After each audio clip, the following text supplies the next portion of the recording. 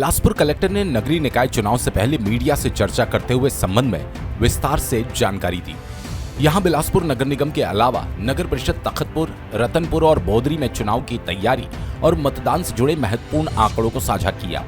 इसके अलावा नगर पंचायत बिल्हा, कोटा, मल्हार में चुनाव कैसे और कब होंगे इस बारे में भी विस्तार से जानकारी दी। जिला प्रशासन से मिली जानकारी के अनुसार इस बार बिलासपुर नगर निगम में कुल 70 वार्डों में 509 मतदान केंद्र बनाए जाएंगे। वहीं महिला, पुरुष और तृतीय लिंग के मतदाताओं की कुल संख्या 5,06,165 है। इसके अलावा नगर पालिका परिषद तखतपुर में कुल वार्डों की संख्या 15, मतदान केंद्र 25 और कुल मतदाताओं की संख्या 19,411 है। इसके अलावा नगर पालिका परिषद रतनपुर में कुल वार्डों की संख्या 15, मतदान केंद्रों की संख्या 29 और मतदाताओं की संख्या 21,085 है।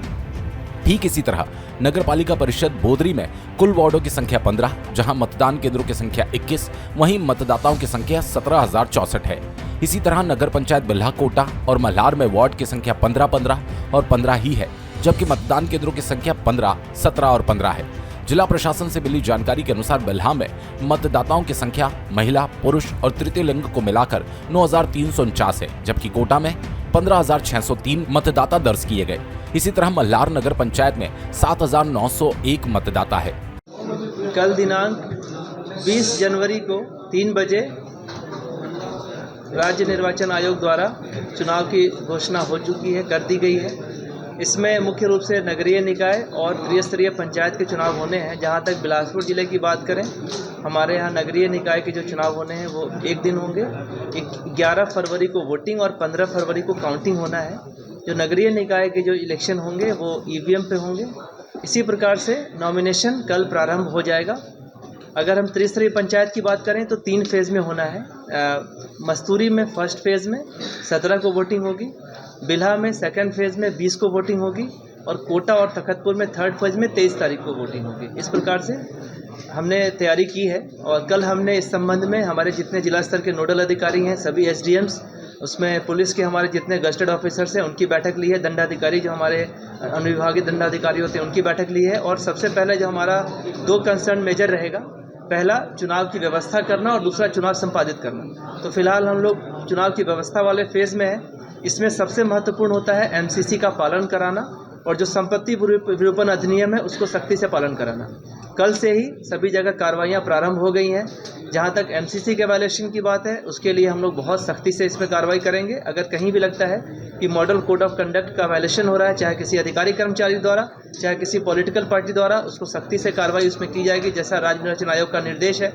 जहाँ तक पोलिंग की बात है, मैंने बता दिया आपको, उसके लिए भी हम पूरी तरह तैयार हैं। हमारे यहाँ ईवीएम भी रेडी है, फर्स्ट लेवल चेक हो चुका है। उसके बाद जैसे ही कैंडिडेट्स फाइनल होते हैं उनके कैंडिडेट की भी उसमें व्यवस्था होगी, सेटिंग होगी और उस हिसाब से हम लोग 11 तारीख के लिए पूरी तरह तैयार होंगे। त्रिस्तरीय पंचायत के लिए भी बैलेट पेपर छपने वगैरह सबकी व्यवस्था हो गई है। जैसे ही कैंडिडेट्स फाइनल हो जाते हैं उसकी व्यवस्था भी कर ली गई है।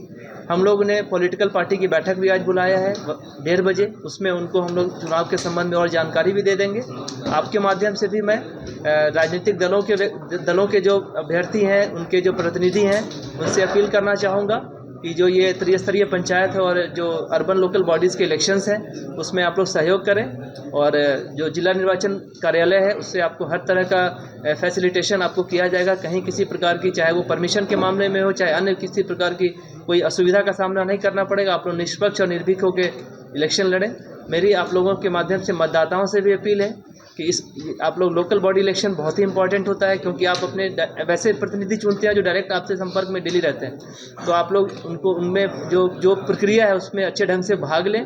मतदाता सूची में हमने लगभग सभी लोगों के नाम ऐड कर लिए हैं। सुओ मोटो भी हम लोगों ने ऐड किया, जिन्होंने आवेदन नहीं दिया है उनका भी हम लोगों ने शामिल किया, अगर वो वैलिड वोटर हो गया है तो आप लोग मतदान प्रक्रिया में अच्छे ढंग से भाग लें। आप लोगों को हर तरह से इसमें फैसिलिटी दी जाएगी।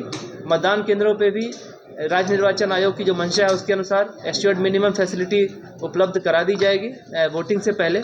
जहां तक सुरक्षा व्यवस्था की बात करें तो हमारी जो एसपी साहब हैं उनकी पूरी टीम है, वो लगातार चौकन्ने हैं। आपको कुछ दिनों में एरिया डोमिनेशन के अंतर्गत जो ग्राम पंचायत एरिया में भी आपको पुलिस का प्रेजेंस और ज़्यादा दिखेगा, जिससे कि हमारी मंशा है कि लोग भयमुक्त होकर, निर्भीक होकर चुनाव प्रक्रिया में भाग लें। बिलासपुर से अमित पाटले की रिपोर्ट।